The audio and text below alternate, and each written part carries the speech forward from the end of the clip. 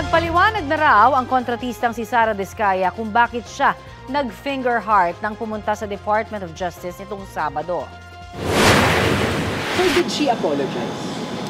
Parang hindi naman siya apology. There's more of an explanation of why she did what she did. She said something about it being connected to her campaign. But we're not in campaign period anymore.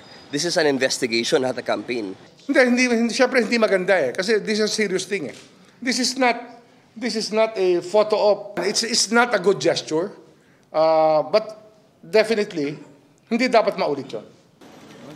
Kahapon, bumalik ang mag-asawang Diskaya sa DOJ para sa case build-up kaugnay sa questionableng flood control projects.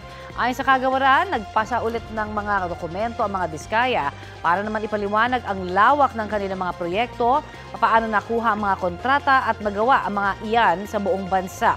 Iimbitahan din daw ng DOJ ang mga dati at kasalukuyang mambabatas na idinawit ng mga Diskaya na nakakuha umano ng mga kickback sa flood control projects. Karamihan sa mga idinawit ay itinanggi na ang mga alegasyon ng mga Diskaya.